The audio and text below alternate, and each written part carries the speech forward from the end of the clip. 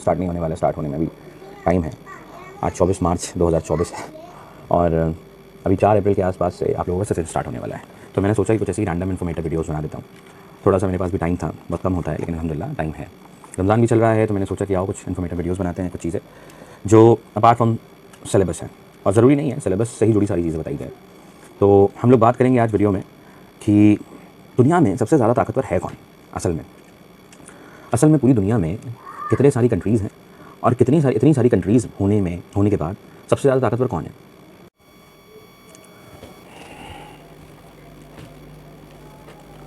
First world war जो 28 जुलाई 1914 में शुरू हुआ और 11 नवंबर 1918 में ख़त्म हुआ।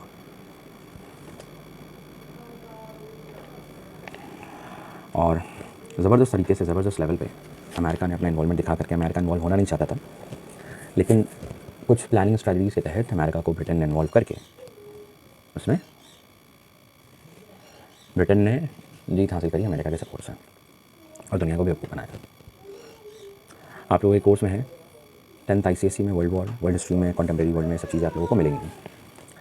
और सेकेंड वर्ल्ड वॉर 1 सितंबर 1939 से शुरू हुआ और 2 सितंबर 1945 में ख़त्म हो गया।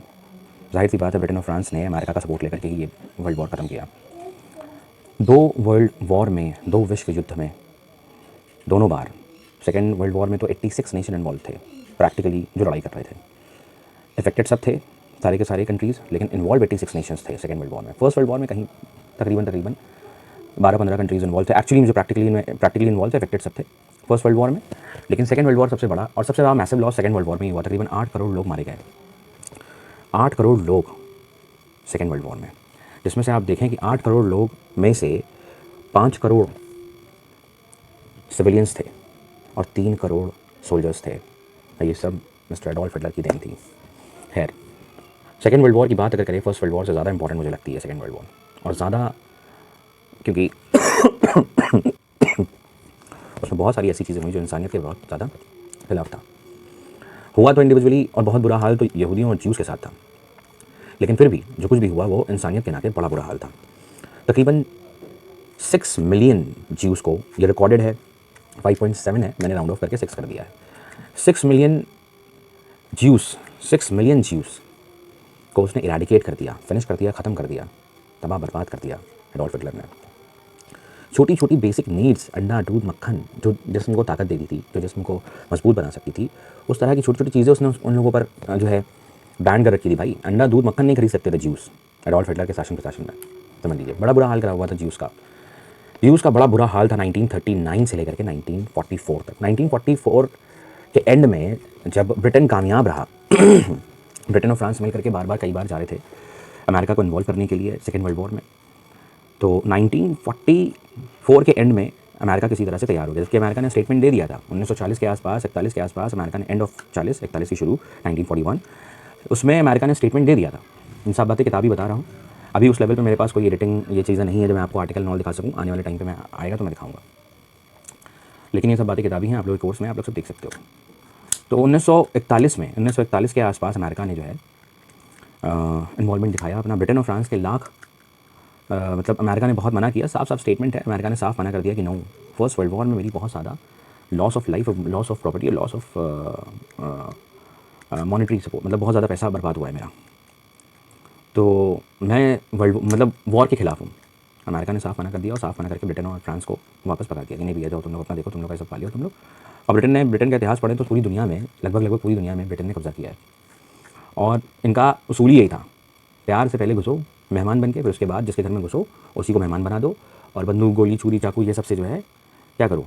ये कुछ बनाते थोड़ी थे, किसी चीज़ पे बनाते नहीं थे, कोई चीज़ बनाते नहीं थे। जितनी भी चीज़ें हैं ज़्यादातर आज के टाइम पे जो इनके नामों पर है वो सब चोरी की हुई है, ठीक है, और डाका डाला हुआ है साथ में। हमेशा से अंग्रेज़ों ने यही किया, ब्रिटिशर्स ने, और गोली, बंदूक और ऐसी चीज़ें बनाते थे जिससे इंसानियत को ये मार सकते थे, डरा सकते थे।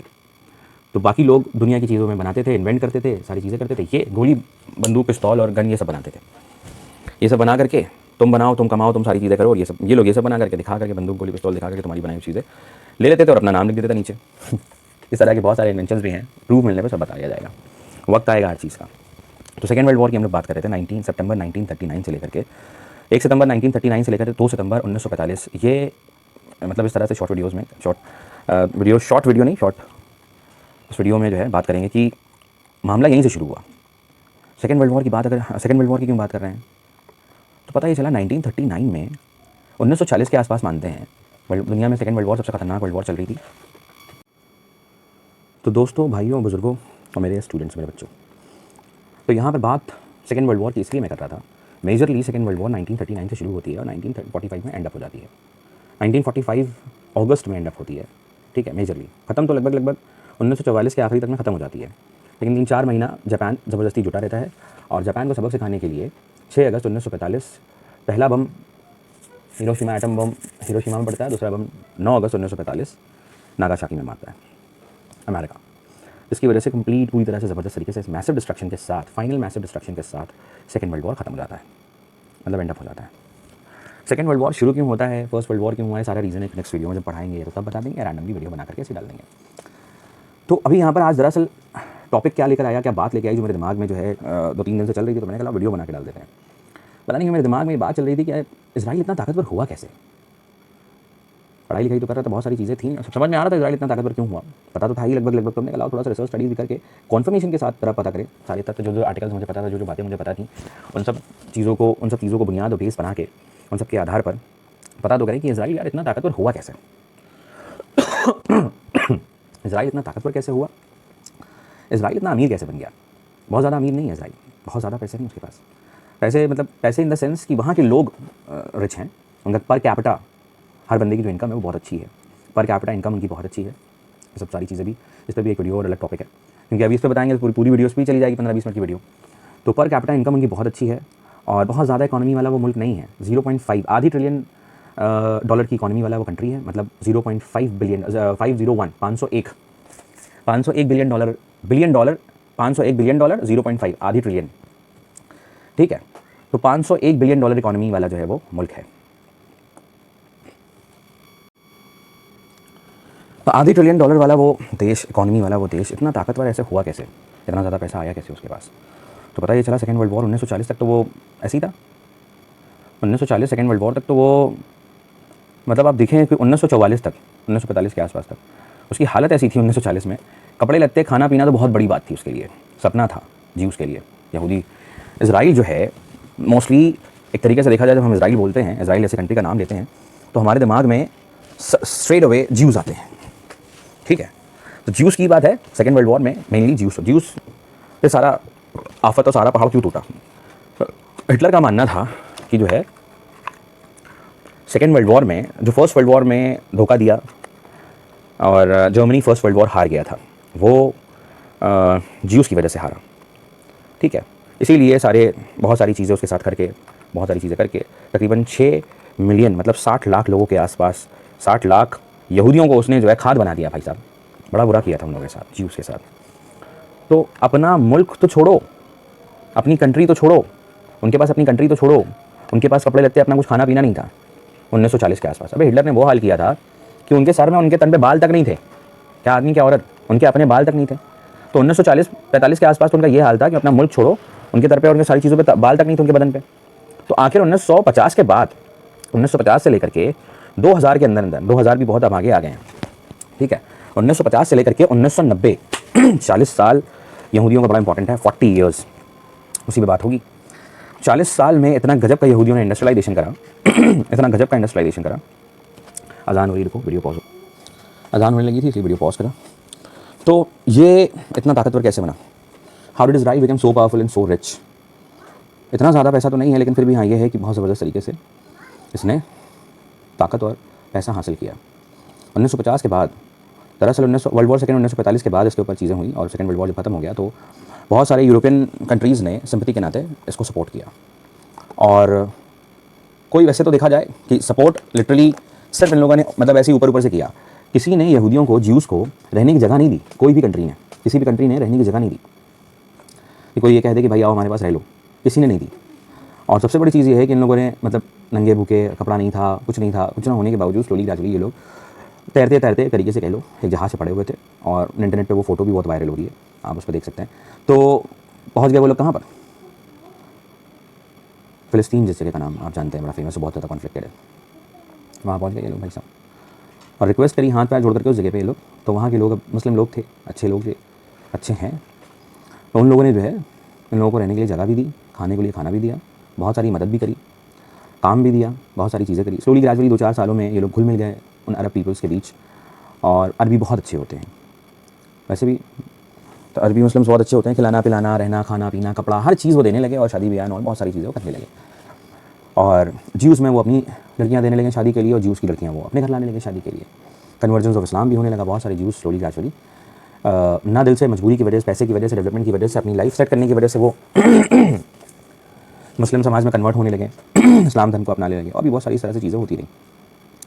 स्लोली ग्रेजुअली उन लोगों ने वहाँ पर धीरे धीरे अपना एस्टैब्लिशमेंट चालू किया। और फिर उसके बाद 2-3-4 सालों के आसपास 1948 में उन लोगों ने डिमांड करी कि यार हम लोग का भी कोई जगह हो जाए। पहले से भी रह रहे थे तो पहले से कहीं ना कहीं अंदर ही अंदर वो लोग ये सारी अरब की जगहों पर इस तरह से उनका क्योंकि नेचर है, वो कभी ज्यूज़ जो है कभी अपने प्रॉफिट के साथ वफादारी नहीं कर पाए। गद्दारी उनके खून में है, ज्यूज़ के गद्दारी करना ही करना है, उनको धोखा देना ही देना है। ये उनका नेचर है, उनकी फितरत है, उनकी आदत है, उनका कल्चर है, उनकी एजुकेशन है, सब कुछ उनका धर्म है। ये ज्यूज़ को धोखा देना ही देना है। दुनिया की एक सबसे बड़ी किताब कुरान, उसमें इनके जो प्रॉफिट हैं मूसा अलैहिस्सलाम, जिन्हें हम लोग भी मानते हैं, ठीक है, प्रूफ के साथ अपने छड़ी कासे से उन्होंने जो है समंदर में रास्ता बनाया और रास्ता बना करके उनको उस फ़िरौन नमरूद बादशाह से जो है इन लोगों को बचाया ज्यूज़ को। और बचा लेने के बाद, बचाया जो बड़ा ख़तरनाक बादशाह था, बचा लेने के बाद जब दूसरी जगह पार लगा गया और प्रॉफिट एज अ प्रॉफिट होकर के जो मैसेंजर ऑफ गॉड थे उस वक्त, इनके मैसेंजर थे, प्रॉफिट थे, उन्होंने इन लोगों से कहा कि आओ, कुछ गॉड की तरफ से फरमान आया था और वो काम एग्जीक्यूट करना था। तो प्रॉफिट को इन लोगों की मदद के साथ, इंस्ट्रक्शन बाय द गॉड था, प्रॉफिट को इन लोगों की मदद और इन लोगों के इन्वॉल्वमेंट के साथ वो काम अंजाम देना था। नहीं तो प्रॉफिट जैसे एक छड़ी मार करके पूरे समुद्र में रास्ता बना सकते हैं by the grace of God, by the order of the God, by the command of the God, तो वो अकेले काम को अंजाम दे सकते थे। गॉड उनसे बोलता है कि जाओ तुम अकेले कर लोगे, मैं तो अपनी छड़ी चलाना, खट्टे से सारा काम हो जाएगा। लेकिन गॉड का हुक्म ये था, ऑर्डर ये था कि तुम इन लोगों को साथ लेके जाओ।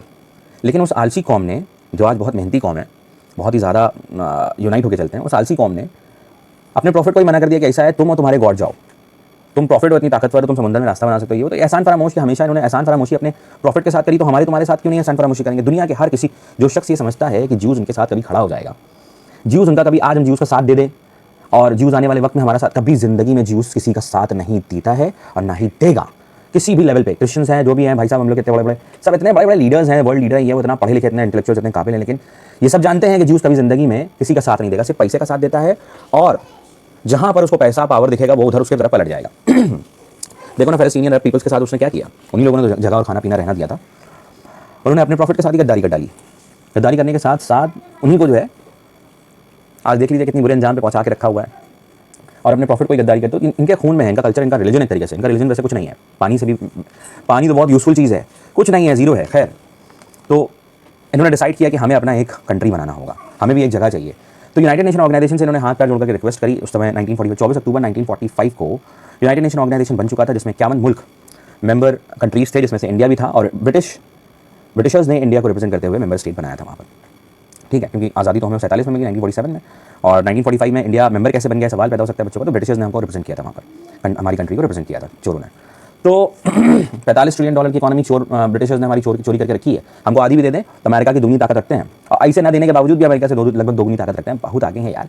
आप सोचिए कि जिस पे इतने ज़माने तक, अरे यार 2,000 साल तक तो जो है लगभग ऑल टुगेदर देखा जाए तो हम लोग ऑक्युपाइड रहे हैं और नोचा खरबोटा है लोगों ने, बाहर के लोग आकर के हम लोगों पे, जिसमें से तकरीबन लिखा तो हिस्ट्री में ऑल टुगेदर 200 साल जाता है कि ब्रिटिशर्स ने 200 साल हम पर कब्जा किया। लेकिन भाई साहब 1612 में पहली टेक्सटाइल इंडस्ट्री ब्रिटिशर्स ने लगा ली थी सूरत में। 1612 में टेक्सटाइल इंडस्ट्री स्टैब्लिश हो गई थी, बन गई थी, बन मतलब तैयार थी, चालू हो गई थी, इनॉग्रेट किया था। जहांगीर उस समय बादशाह था इंडिया का। और आप समझिए कि 1612 में ब्रिटिशर्स ने फर्स्ट टेक्सटाइल इंडस्ट्री सूरत में, गुजरात स्टेट है, सूरत में स्टैब्लिश कर ली थी। 1612 में स्टैब्लिश हो गए थे, मतलब बहुत पहले से थे। यहाँ बनाना, दुनियादारी करना, कंस्ट्रक्शन करना समय लगता है ना इस सब में। और आज के टाइम में थोड़ी 4 महीने में स्टैब्लिश हो जाएगा, ये साल भर में स्टैब्लिश हो गया, 10 साल लगता है धीरे धीरे स्टैब्लिश करने में। तो मतलब ये मिड 15 के आसपास कहीं आए हुए थे, ठीक है। फ्रांस भी उससे पहले यहाँ इंडिया में पड़ा हुआ था, बिजनेस के और ट्रेड के बहाने यहाँ आया हुआ था, तो साला वो भी लगा हुआ था कब्जा करने में। पोर्चुगीज भी थे, कई सारे मुल्क आए, लेकिन ब्रिटिशर्स ने बड़ा दिमाग लगाकर उल्लू बनाया और इस सोने की चिड़िया मुल्क को, एक्चुअली में सोने की चिड़िया मुल्क को ब्रिटिशर्स ने लूटा। ब्रिटिशर्स आज भी लूटे हुए सामान हमारे तो सबूत है हम लोगों के पास, उन्हीं लोगों ने रखे हुए हैं सारे सबूत हमारे। कोहिनूर हीरा हमारा सब वहीं रखा हुआ है। जहांगीर का वो जो पिकॉक थ्रोन है, जो तकरीबन 650 करोड़ का है, और न जाने कितना प्रीशियस वैल्यूबल आइटम्स हमारे वहाँ पे रखे हुए हैं ब्रिटिश में, लंदन म्यूजियम में रखा हुआ इन लोगों ने, चोरों ने। ब्लडी थीव्स, मैं तो स्ट्रेट अवे बोल रहा हूँ, ओपन वीडियो में, बाहर में जाए ताकि चोर हैं ये कौन नहीं जानता या कौन एक्सेप्ट नहीं करता। इंडिया को खाली, हमारे देश को खाली करने वाले ये हैं नीच हैं। और आपसी भाईचारा, दो लोगों को लड़वाने वाली पॉलिसी से हमेशा आज भी वही कर रहे हैं, आज भी ये वही कर रहे हैं। ठीक है, फ़ायदा किसका हो रहा है? इजराइल फिलिस्तीन लड़ाई कर रहे हैं, फ़ायदा किसका हो रहा है? ऑल टुगेदर ब्रिटिश सामने से नहीं है, ब्रिटिश सामने से नहीं है, अमेरिका की रग में घुस करके ब्रिटिश काम करा रहे हैं। आप देखिए सारी चीज़ें, ऑल टुगेदर फ़ायदा इन्हीं का हो रहा है सबका। वेपन बिक रहा है, दुनिया में सबसे ज़्यादा वेपन बनाने वाला मुल्क कौन सा है? अमेरिका है। अमेरिका के जितने भी वेपनरी इंडस्ट्री है, जितनी भी वेपन बनाने वाला कंपनीज़ हैं, सबसे ज़्यादा शेयर्स ब्रिटिशर्स और फ्रांसी लोगों का है। जो फ्रांस के ओनर्स हैं, जो फ्रांस के बड़े बड़े रिच, फ्रांस और ब्रिटिश के जो है बड़े बड़े पैसे वाले लोग हैं, सबसे बड़ा शेयर अमेरिका की आर्म बनाने वाली कंपनीज़ में सबसे बड़ा शेयर और सबसे बड़ा इन्वेस्टमेंट इन्हीं लोगों का है। समझ में आ रहा है? तो फ़ायदा हुआ कि नहीं हुआ? और लोग दुनिया जान रहे क्या, वेपन अमेरिका बना रहा है, अमेरिका की कंपनी है सब जो बना रही है, सब बड़ी बड़े हथियार बना रही है, ये बना रही है, वो नहीं पता चला उसमें बड़े बड़े इन्वेस्टमेंट, बड़ी बड़ी जो शेयर होल्डिंग है वो ब्रिटिशर्स और फ्रांसियों की है। तो इस तरह से आप देखें तो कहीं ना कहीं आज भी ब्रिटिशर्स हैं। मुद्दे पे आते हैं इजराइल। इजराइल जो है इतना ताकतवर इस तरह से इसलिए हो गया कि 1948 में, 1948 में अमेरिका ने यूनाइटेड नेशन ऑर्गेनाइजेशन में बैठ करके एक मीटिंग करी, जिसमें ये ब्रिटेन से कहा कि भैया ऐसा है, 1947 में जैसे तुम एक IPL करा के आए हो, इंडिया पाकिस्तान लीग करा के आए हो, 1947 में दो मुल्कों को तोड़ा है, तोड़ने में बड़े माहिर हो तुम लोग, एक काम करो, जाओ बढ़िया तोड़ करके सेटल करा करके चले आओ, जो भी होगा मरेंगे कटेंगे उनका देखो, लेकिन सेटल करा के चले आओ। तो इसी तरह से दूसरा IPL 1948 में हुआ, इजराइल फिलिस्तीन लीग 1948 में हुआ। ठीक है, 1948 में दूसरा IPL खेला ब्रिटिशर्स ने अमेरिका के ऑर्डर पे। यूनाइटेड नेशन ऑर्गेनाइजेशन में सबसे बड़ा ताकतवर 5 वीटो कंट्री हैं, ABCFR, बड़ा सिंपल फंडा है इसको याद रखने का। ABC मतलब A से अमेरिका, B से ब्रिटेन, C से चाइना और F से फ्रांस, R से रशिया। ठीक है, तो बुक्स में वगैरह में आप देखेंगे USSR रशिया और जो है ब्रिटेन को UK। ठीक है, 4 कंट्री मिलकर के UK होती हैं, यूनाइटेड किंगडम, और France is France only, America is USA, ठीक है, यूनाइटेड स्टेट्स ऑफ अमेरिका। और चाइना आप देखें तो चाइना एक बड़ा ताकतवर मुल्क है, जो कहीं ना कहीं GDP में आज अमेरिका से आगे निकल चुका है, और बाकी चीज़ों में भी अमेरिका से आगे। कहीं किसी दिन चाइना अमेरिका की ताकत पे बात करेंगे। तो 1948 में इसराइल को जो है ऑर्डर हुआ, ब्रिटेन को ऑर्डर हुआ कि इसराइल को सेटलमेंट जाकर करा दो यार। पता चला ऐसा क्यों किया अमेरिका ने? तो 1945-1946 के दौरान जब उन लोगों को जगह मिली थोड़ा बहुत रहने के लिए, फिलिस्तीनियों ने जगह दे दी इसराइलियों को रहने के लिए, तो ये लोग अपना काम करने लगे, वहाँ पर काम करने लगे और पैसा बनाने लगे और खाने पीने लगे, बड़े शांति सुकून से रहते थे, बड़ी ईमानदारी के साथ रहने लगे, बड़े अच्छाई के साथ रहने लगे। मार खाए हुए थे, प्रताड़ित थे, भगाए हुए थे, न खाने को रोटी थी, न रहने को जगह थी, न तन पे कपड़ा था, तो शराफत से रहेंगे। अब ना रहेंगे तो कब रहेंगे? तो कई साल इन्हें 2-4 बस ज़्यादा नहीं, लेकिन शराफत से रही। इनकी ये भी नहीं थी, देखो इतना बुरा हाल होने के बावजूद दिया 4 साल शराफत से रहेंगे। और फिर उसके बाद जो भी पैसा वैसा मिलता था तो अमेरिका ने बड़ी लेवल पे यूनाइटेड नेशन ऑर्गेनाइजेशन बना करके काफ़ी बड़ी तादाद में जो है चंदा इकट्ठा, जैसे मनी कंट्रीब्यूशन करके और भी बहुत सारी चीज़ें कंट्रीब्यूट करके इन लोगों को दिया।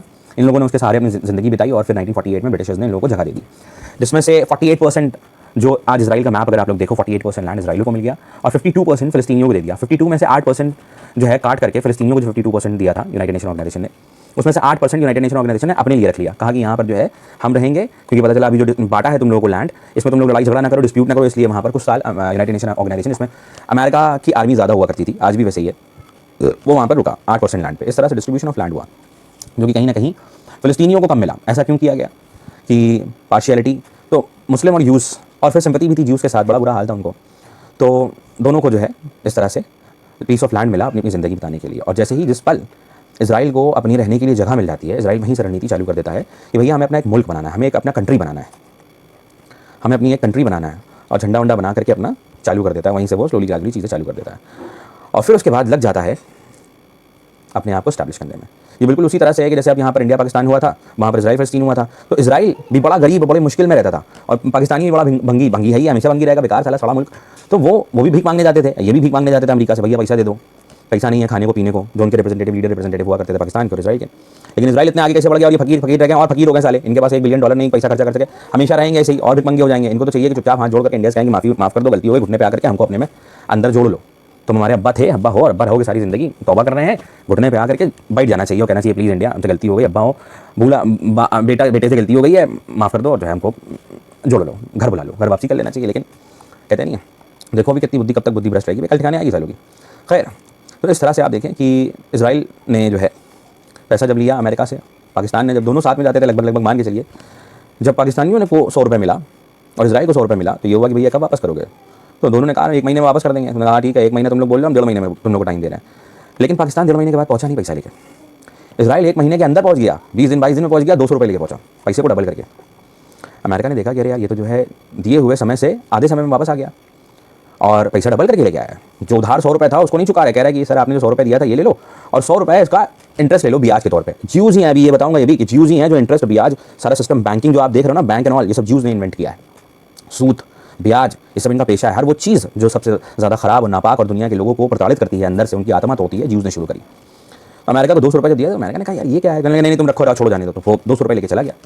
फिर उसके बाद 15 दिन बाद फिर 200 का वो 1000 करके ले आया। कहने लगा सर आपने जो 100 रुपये दिया था, मैं 200 रुपये लाया था, फिर आपने 200 रुपये मुझे वापस दे दिया, तो 200 रुपये उसने अमेरिका ने पकड़ा ही नहीं था, लेकिन इजराइल ने उस 200 रुपये को एज उधार कंसिडर करके 1000 रुपये कन्वर्ट करके ला के दिया।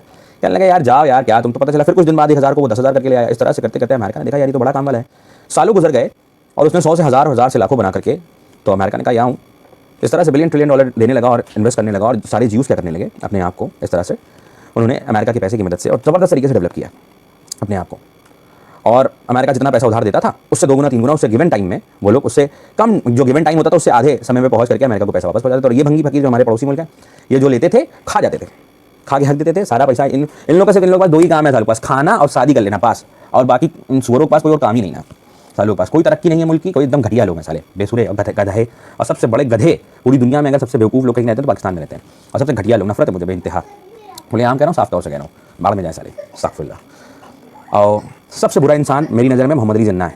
उसके पास उसके लिए पूरा कैसा बुरा है कैसा नहीं, सारा पूरा रिटर्न तत्व है मेरे पास कि कैसे वो घटिया इंसान है। बोलता था मुस्लिम लीग बनाने के टाइम पे कि मुसलमान हिंदुस्तान में जो है खतरे में है। अबे अगर खतरे में है तो जब देश आज़ाद हुआ था 1947 में, जब लेके गया था करोड़ों लोगों को, तो 18-20 करोड़ बने। आज यहाँ पर जो लेके आया है तू, यहाँ पे जो हिंदुस्तान में जब आज़ादी के टाइम पे जो 4-5 करोड़ मुसलमान थे यहाँ इंडिया में, तो आज वो 25 करोड़ 30 करोड़ कैसे हो गए? अगर खतरे में है तो 5 करोड़ का 25 करोड़ कैसे बन गया? 5 करोड़ का तो 1 करोड़ बनना चाहिए था, या 70 साल 75 साल में गायब हो जाना चाहिए था इसके बताए हुए स्टेटमेंट पे। साला बेवकूफ़ बनाता था, सिर्फ और सिर्फ उसको गद्दी बैठना था। बात समझ आ रही है? तो आते हैं इजराइल के मुद्दे पे। तो इजराइल का एक्सपेंशन हुआ 1950 से 45-48 में इनको जगह मिली। 50 में 1950 में इन लोगों ने जो है 40 साल लगाए इंडस्ट्रियल एक्सपेंशन में। Concept of industrial expansion, industrialization जो ब्रिटिशर्स का कंसेप्ट है, इन लोगों ने ब्रिटिशर्स ने इनको मदद करी कि इंडस्ट्रियलाइजेशन करो। इंडस्ट्रियलाइजेशन में सबसे पहला जो मुद्दा इन लोगों ने उठाया, सबसे पहली जो चीज़ें दिमाग में लगाई कि टेक्नोलॉजी में। और फिर उसके बाद एक पॉलिसी ऐसी लाई कि भाई हर एक बंदा, हर एक जीव पढ़ा लिखा होना चाहिए। किताब और जीव का रिश्ता ऐसा हो गया कि माँ बेटे का रिश्ता हो गया, कि हर एक जीव के लिए माँ बाद में आती है, गॉड बाद में आता है, किताब पहले आती है। Technology, electronic, electrical, software, FMCG goods, fast moving consuming goods, दुनिया की हर एक छोटी बड़ी ज़रूरत से जुड़ी हुई चीज़ यहूदी बनाने लगा। और इंडस्ट्रियलाइजेशन 40 साल इन लोगों ने पढ़ाई करी और चीज़ों को बनाया। यहाँ तक एक सुई भी बनानी ना, ये एक मेरे बच्चे का जो है, ये देखो, ये मॉइस्चराइजिंग, ये वो किसी भी कंपनी का है, रैंडम कंपनी का, लव लैब करके ऐसे ही मॉइस्चराइजिंग, इसके अंदर मॉइस्चर लॉक रहता है इस टिश्यू के अंदर। ये सब चीज़ें भी उन लोगों ने सालों ने बनाई है। ये कंपनी पता नहीं उनकी है कि नहीं, मैंने इस पर रिसर्च नहीं करी, लेकिन हाँ ये इस तरह की चीज़ें, हर एक चीज़ पेपर से मुंह पोछने वाला, ये वो सारा कंसेप्ट इन लोगों ने बनाया भाई साहब। पानी में चीनी घोल करके, कार्बन डाइऑक्साइड घुसड़ करके, उसको बोतल में पैक करके 2 रुपये की चीज़ 100 रुपये में बेचा इन लोगों ने। ये सारा चीज़ इन लोगों ने हमेशा से शुरू की, लेकिन हाँ बढ़िया बनाते थे दोस्त, इन लोगों की टक्कर की कोई चीज़ बना नहीं सकता कोई। तो इस तरह से इन लोगों ने 40 साल अपने आप को, हर एक छोटी बड़ी सुई भी बनाते बढ़िया, लेकिन क्वालिटी भी देते थे। इन लोगों ने कभी क्वालिटी में कोई कॉम्प्रोमाइज़ नहीं किया। ईमानदारी किसी चीज़ में अगर इन लोगों ने रखी तो सामान बनाने में रखी, कारोबार करने में, बिजनेस करने में हमेशा ईमानदारी रखी। कहीं और ईमानदारी नहीं रखी इन लोगों ने, लेकिन बिजनेस करने में इन लोगों ने ईमानदारी रखी और अच्छी से अच्छी क्वालिटी की चीज़ें दी। क्यों? क्योंकि उससे पैसा आएगा। उसी पैसे से उन्होंने हथियार बनाए, अपने आप को मजबूती का जरिया था दरअसल। उसमें ईमानदारी इसलिए बरती क्योंकि बेईमानी करना था आगे, और उस बेईमानी में ये ईमानदारी का बड़ा हिस्सा था। आज भी ज्यूज़ देखिए है क्या सबसे बड़ा अंतर, एक बहुत अच्छी समझ की बात है। ज्यूज़ ने कभी ज़िंदगी में, हम लोग क्या है, जितनी भी दुनिया की कम्युनिटी लोग हैं, अगर अपने बच्चों को पढ़ाते लिखाते हैं तो ये बोलते हैं कि मेरा बच्चा डॉक्टर बनेगा, इंजीनियर बनेगा, फलाना बनेगा, अफसर बनेगा, सिर्फ यही बनाना है हमको बस, उसके अलावा दुनिया में और कोई काम ही नहीं ना। पता चला एक मुसलमान के बच्चे ने कहा कि पापा हम बड़े होकर के बर्गर बनाएंगे, हम बड़े होकर के बर्गर बनाएंगे। तो मुसलमान के अब्बा ने कहा साले इतना पैसा लगाया, इतना ज़्यादा पढ़ाया लिखाया, और इतना पढ़ाने लिखाने पर। तो मुसलमान के बच्चे ने जब अपने अब्बा से कहा कि अब्बा हम बड़े होकर बर्गर बनाएंगे, तो अब्बा ने चप्पल उतारी और लाते लाते चप्पल मारना चालू कर दिया अपने बेटे को। साला इतना पढ़ाया लिखाया, इतना पैसा खर्चा किया कि तू अफसर बन, तू डॉक्टर बन, तू इंजीनियर बना, तू बर्गर बनाएगा। यही बात ज्यूस के बच्चे ने, ज्यूस अपने फादर से बोला कि अब्बा आपने हमें इतना पढ़ाया लिखाया, हम बड़े होकर के बर्गर बनाएंगे। तो ज्यूस के अब्बा ने कहा कि हाँ यार ठीक है, तुम्हें बर्गर बनाना बेटा, तुम बर्गर बनाओ। अब पता चला भाई साहब ऐसा बर्गर बनाया उसने, ऐसा बर्गर बनाया कि पूरी दुनिया में बर्गर बना के, बर्गर बनाया तो बनाया, पूरी दुनिया में बिकता है वो बर्गर। और आधी दुनिया, एशिया के कुछ ऐसे मुल्क, हम लोग क्या इंडिया पाकिस्तान सब, तो उनके बर्गर खाने के लिए ख्वाब व ख्याल हो गया। और बर्गर जब खाते हैं ना तो ऐसे खाते हैं, वहाँ जाते हैं, फोटो खिंचवाते हैं, दुनियादारी करते हैं, बड़ी बड़ी बातें करते हैं और स्टेटस लगाते हैं, स्टोरी लगाते हैं कि हम आज मैकडॉनल्ड में हमने बर्गर खाया। तो पता चला उस ज्यूस के लड़के ने बर्गर बनाया, ऐसा बर्गर बनाया कि उसको आज नाम से जानते हैं मैकडॉनल्ड्स, MCD। और वो बाकी जब दुनिया खाती है तो आधे से ज़्यादा लोग उसको खाने में ऐसे शो ऑफ करते हैं, प्राउड फील करते हैं, बताते हैं कि देखो अमीरी फील करते हैं क्या कमाल की चीज़ है ना। इसी तरह से हर यहूदी के बच्चे ने जब कोई भी चीज़ अपने फादर से या उन लोगों ने जो डिसीजन लिया अपनी ज़िंदगी में, तो उनके पेरेंट्स ने उनको सपोर्ट किया। पाउडर बनाना है हमको, कपड़ा धुलने वाला, तो पता चला बनाओ बनाओ बेटा बनाओ, पता चला टाइड बनाया। सारी दुनिया में ऐसा बताया कि टाइड, एरियल, सर्फ एक्सेल के अलावा कोनो पाउडर ही नहीं टिकता, और जिस पर अगर हम लोग ले भी आते फिर कहते हैं यार क्या लेके आओ बेकार चीज़, टाइड लेके आते, एरियल लेके आते, सर्फ एक्सेल लेके आते, जबकि दोगुनी दाम का मिलता है। तो पता चला इन लोगों ने ये चीज़ें करी हैं। हम लोग बस खाली अपने बच्चों को डॉक्टर, इंजीनियर और ऑफिसर्स वगैरह बनाने देना चाहते हैं, और उनकी फीलिंग्स की कदर नहीं करते। फैमिली सपोर्ट इतना स्ट्रॉन्ग मिलता नहीं, आपस में फैमिली में यूनिटी नहीं है। लेकिन इन लोगों को ताकतवर बनने के लिए इन लोगों ने एक पॉलिसी बनाई कि अगर हम लोगों को एक कंट्री और एक मुल्क बनाना है तो हम लोगों को अपने आप को जोड़ना होगा। सैक्रिफाइस किया, किस बात का? पर्सनल कंबाइंड सैक्रिफाइस था। Personal combined sacrifice of the entire juice community. Personal combined sacrifice entire juice community का था। इतना ज़्यादा बॉन्ड, ज्यूस के लिए अपनी जान भी दे देगा, पैसा दौलत शौहरत सब कुछ दे देगा। ज्यूस ने आपस में बहुत स्ट्रॉन्ग बॉन्ड बना लिया। दुनिया के सबके साथ ये धोखाधड़ी करेंगे, लेकिन ज्यूस के साथ कभी ज़िंदगी में धोखा नहीं करेगा। फिर उसके बाद उन्होंने पहली बुनियाद तो अपने आप को ताकतवर बनाने की ये रखी कि ताकतवर बनना है तो सबसे पहले तो एक दूसरे से बहुत बुरी तरह से यूनाइट हो जाओ और जुड़ जाओ, और ऐसा जुड़ो कि जैसे एक बॉडी के अंदर आत्मा घुसी है। एक ज्यूस दूसरे ज्यूस के अंदर ऐसा घुसा है जैसे एक बॉडी के अंदर एक बॉडी, जो ह्यूमन बॉडी है उसके अंदर दूसरा ज्यूस आत्मा बन के घुस जाता था। इस तरह से इन लोगों के बीच बॉन्डिंग है आपस में, पूरी की पूरी कम्युनिटी। और फिर उसके बाद इन लोगों ने कहा कि यार दूसरा क्या हथियार जोड़ने का? एजुकेशन, पढ़ाई लिखाई। पूरी दुनिया में किताब कॉपी ये वो सब कुछ था, सब पढ़ते थे लिखते थे, लेकिन इन लोगों ने किताब कॉपी और कलम को अपना दिल दिमाग बना लिया, और बेशुमार अपनी दौलत की, अपनी कमाई का एक बड़ा हिस्सा आज जो हमारे बड़े बड़े लीडर्स कहते हैं एक टाइम खाओ लेकिन पढ़ाओ, वो यही कर चुके हैं 50 साल पहले, और बहुत कम समय में पूरी दुनिया में राज इजराइल का है, अमेरिका का नहीं है। ठीक है, अमेरिका को भी इजराइल जो बोलेगा वही करेगा। क्यों? क्योंकि अमेरिका का बड़ा बेटा इजराइल है। सबसे ज़्यादा पैसा कमा करके इजराइल देता है। इजराइल को अगर 1 बिलियन देता है अमेरिका तो, और 1 महीना देता है, तो 15 दिन के अंदर इजराइल को अगर बोल दिया कि 1 बिलियन का 2 बना के लेके आओ 1 महीने के अंदर अमेरिका, तो 15 दिन के अंदर 3 बिलियन बना करके पहुंच जाता है। ये लीजिए सर, ये लीजिए अब्बा हुजूर। इस तरह से वो करता है। समझ में आ रहा है? इतना डिटरमिनेट, इतना फोकस। 40 साल के अंदर उसने ऐसा रेवोल्यूशन लाया, इंडस्ट्री रेवोल्यूशन के अलावा ब्रिटिशर्स अमेरिका कोई नहीं ला पाया, और इतना ज़्यादा फोकस डिटरमिनेट होकर के पढ़ाई लिखाई और एकता की ताकत मिल करके इन लोगों ने इतना बड़ा सैक्रिफाइस करके अपने आप को इतना ज़्यादा। तो ये 4 डिकेड्स, 40 ईयर्स, एक डिकेड में 10 साल होते हैं इजराइल ने। फिर उसके बाद इजराइल पूरा एज अ कंट्री कंबाइन होकर के अपनी जीडीपी, ठीक है, ग्रॉस डोमेस्टिक प्रोडक्ट्स, जीडीपी का 15 से 30% का हिस्सा अपनी आर्मी पे और अपनी आर्म्स डेवलपमेंट पे खर्चा करने लगा। इस तरह से आप देखें तो इजराइल सबसे ज़्यादा ताकतवर मुल्क इसी तरह से बना। सबसे पहले उन लोगों ने जो अमेरिका ने, जो यूनाइटेड नेशन ऑर्गेनाइजेशन ने उसको जगह दी थी, वो एरिया मतलब प्रिजर्व करके रखा। यूनाइटेड नेशन ऑर्गेनाइजेशन की मदद से अपनी 2 जनरेशन तक उसने अपनी गिवन एरिया जो उसको मिला था दान में, उस एरिया को प्रोटेक्ट करा। तो उसके बाद हर बंदे की पर कैपिटा इनकम पे फोकस करा इजराइल ने, और पर कैपिटा इनकम पे फोकस करने के बाद जो है हर एक की इनकम बढ़ाई, और इनकम बढ़ाने के बाद लोगों पे फोकस ये किया, पर कैपिटा इनकम बना करके ज़बरदस्त तरीके से पैसा बनाया, और सारे के सारे फोकस किया कि एक बंदा चाहे जिस भी प्रोफेशन का हो, चाहे जो काम करे, वो पढ़ा लिखा होगा। मिनिमम क्राइटेरिया ही रख दिया उन लोगों ने कि पोस्ट ग्रेजुएशन और ग्रेजुएशन और इंजीनियरिंग टेक्नोलॉजी सब में जाना ज़रूरी है। मिलिट्री में तो वहाँ उनका हर बच्चा जाता है, कुछ सालों के लिए वो भेज देते हैं। ठीक है, अपने बच्चों को लेकर जाते हैं खुद, और नहीं जो लेके जाते पहली बार तो कोई ऐसा करता ही नहीं है, खुद लेके जाते हैं वो अपने बच्चों को। इस तरह से उन लोगों ने बहुत डिटरमिनेट होकर के, बहुत फोकस होकर, बहुत ऑर्गेनाइज होकर काम किया है। जो हम बार बार तुम लोगों से बोलते हैं, सबसे बोलते हैं ऑर्गेनाइज होकर काम करो, इसीलिए क्योंकि ज्यूज़ ने बहुत ज़्यादा ऑर्गेनाइज होकर काम किया, और बहुत कम समय में ये डेवलप्ड हुए हैं यार। 40 सालों में इन लोगों ने 400 साल का रेवोल्यूशन दिया है। 4000 साल में जो लोग बदलाव नहीं कर पाते, इन लोगों ने 40 सालों में बदलाव कर दिया है। आयरन डोम जैसी इन लोगों के पास चीज़ें हैं। तो पता चला, अब आपको समझ में आया कि इजराइल इतना ज़्यादा पावरफुल, इतना ज़्यादा पैसे वाला कैसे बन गया। इसने टेक्नोलॉजी, एजुकेशन और यूनिटी, इन 2-3 इंपॉर्टेंट फैक्टर्स पे काम किए। इन 2-3 फैक्टर्स के साथ जो सबसे ज़्यादा इंपॉर्टेंट, सबसे पहला इंपॉर्टेंट फैक्टर आता है वो होता है एजुकेशन। तो मेरा मकसद आज वीडियो बनाने का यही था कि पढ़ो, जितना ज़्यादा हो सकता है उतना ज़्यादा पढ़ो, और जितना ज़्यादा पढ़ सकते हो, जितना भी पढ़ो, फील हमेशा यही करो कि अभी कुछ नहीं आता हमको, और पढ़ते जाओ। कभी ज़िंदगी में अपनी पढ़ाई लिखाई को रोको ही ना। आज इजराइल इतना ताकतवर कैसे हुआ? तो पता चला मिलिट्री एंड ऑल, ये सब पैसे के साथ साथ यूएस ने, जब यूएस को अच्छा पैसा कमा के देता था इजराइल, तो यूएस मिलिट्री फंड ने जो है तकरीबन $4 बिलियन के आसपास की मदद करी 2023 में। और फिर उसके बाद ऑल टुगेदर इस तरह से 10 सालों में उसने 38 से 40 बिलियन डॉलर जो है 38 से 40 बिलियन डॉलर की मदद करी है, बिलियन डॉलर की आर्थिक मदद करी है। और 2016 में बराक ओबामा ने ये जो है डील खुद साइन करी 38 बिलियन डॉलर की।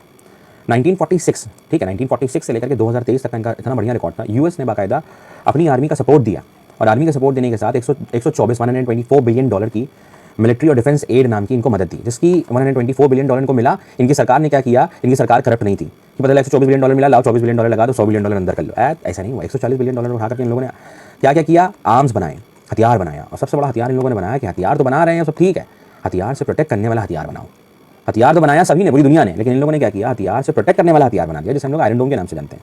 ये सब हवा से मारेंगे, हवा में मारेंगे मिसाइल डोमिंग करके, दूर दूर खड़े होकर के मिसाइल मारेंगे, छाएं छाएं। इन लोगों ने मिसाइल से बचने वाला गलत लगा लिया, पूरी दुनिया में इन्हीं के पास से किसी को दिया नहीं है। अब तो जब इन लोगों ने प्रदर्शन किया है, दिखाया लोगों को, आयरन डोम के बारे में मालूम पड़ गया है, ये तो बड़ी खतरनाक चीज़ है। तो लोग मुंह मांगी कीमत पे जो है जितना मांगेंगे, 100 रुपये की चीज़ है, अगर ये कह देंगे 100 की चीज़ है, बिलियन लेंगे, 100 की चीज़ बिलियन लेंगे, लोग लेंगे।